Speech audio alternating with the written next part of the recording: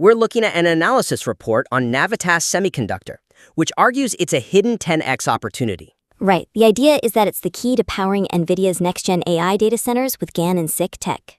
And I have to say, the foundational setup is great. It immediately establishes that core tech gap, GaN and SiC being about 3 times more powerful and 50% smaller than silicon.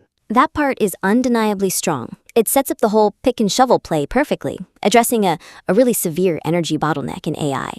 But, a high-conviction thesis needs an equally high-conviction narrative. So let's jump right in. Yeah.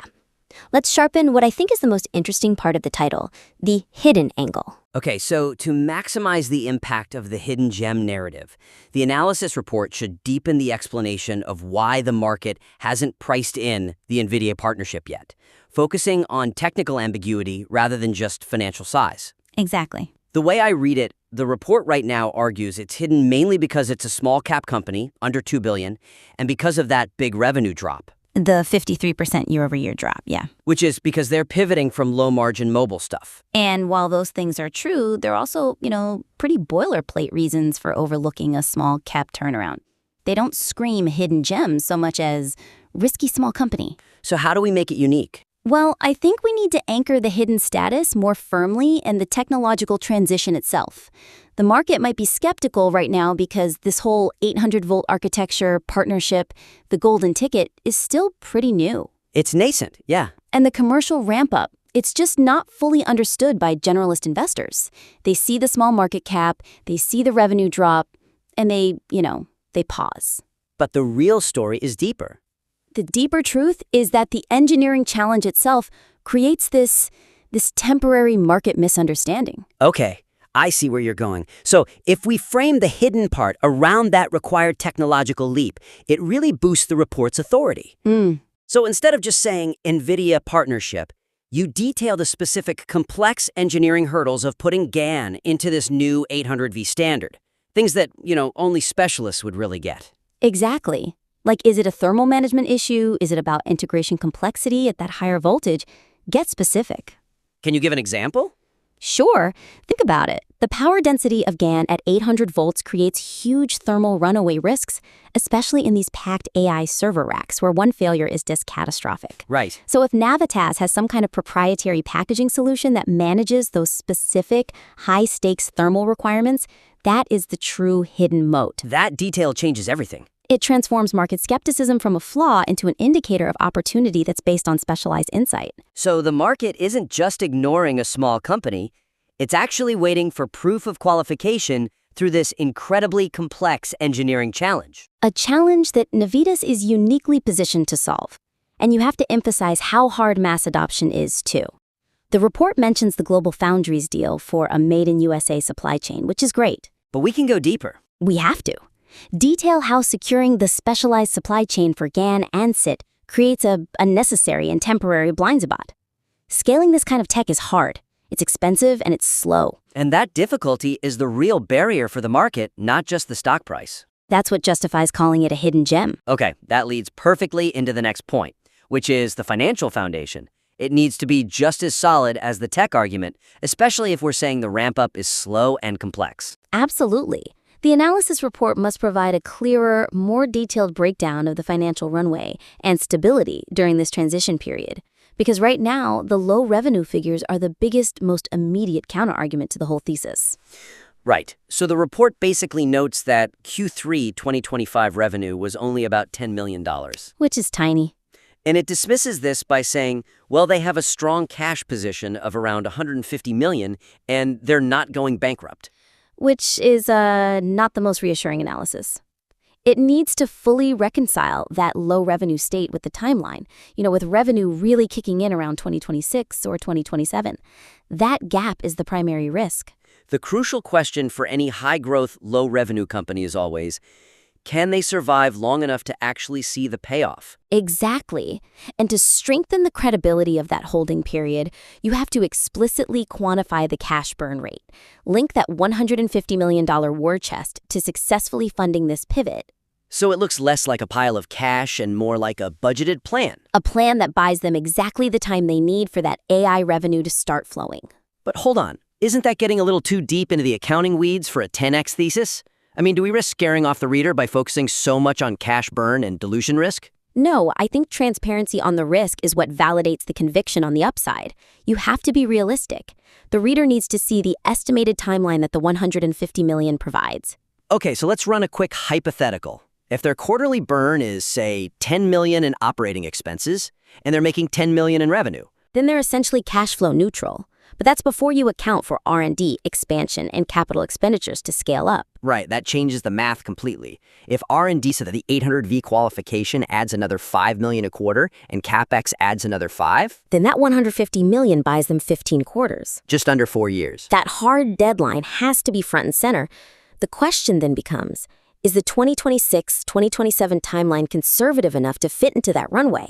Or is dilution basically inevitable if things get delayed by even a year? That's a much sharper way to frame it. And if that $100 million raise that's mentioned is relevant, you have to show how that capital supports specific milestones. Exactly. Like qualifying new production lines or securing materials. Show that the cash is an active tool, not just general liquidity. It shows discipline. And finally on this point, you can use that low $10 million Q3 revenue as a base case. Show a hypothetical minimum quarterly revenue needed to signal that the transition is on track, even before the 2026 explosion. Some kind of near-term signaling metric. Yeah, what's the growth rate that shows high-margin AI contracts are successfully replacing the old business? That grounds the story in today's reality.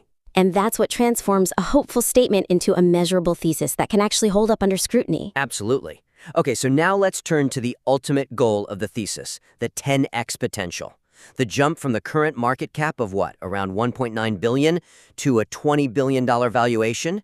That needs to be supported by a much more granular market share model. Right, it's derived from that stated $2.6 billion annual opportunity. But is that connection really made explicit? I think that's the weakness. The 10x path requires Navitas to capture a dominant market share plus maintain its EV and mobile business.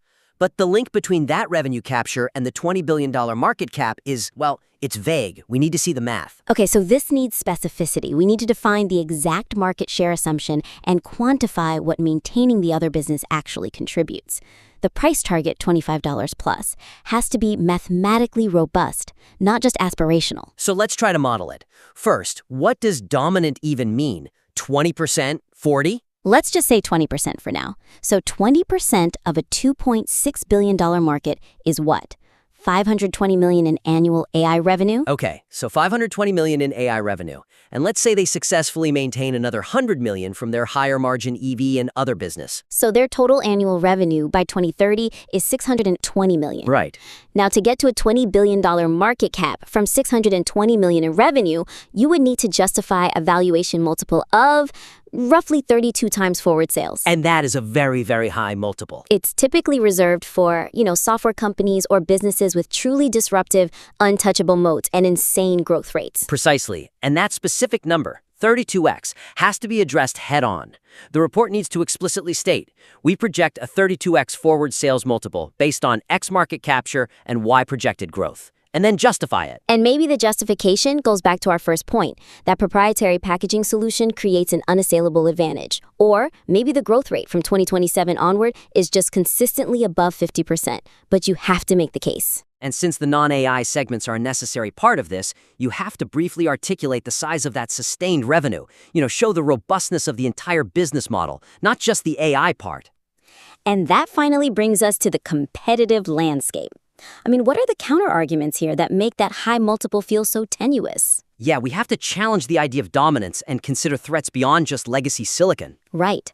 Who else is playing aggressively in the GaN and SiC space, especially for high-voltage 800V stuff? We know competitors like Infineon and ST Microelectronics are massive players. They have deep pockets. So how does Navitas' claimed dominance hold up against them, especially since the market is going to demand second sourcing for critical infrastructure like this? Identifying that competitive pressure is what reinforces why Navitas' proprietary solution, if it has one, has to be truly superior to capture 20% or more of that market. It's a fantastic, high-conviction thesis, NVTS, as a hidden AI stock with 10x potential.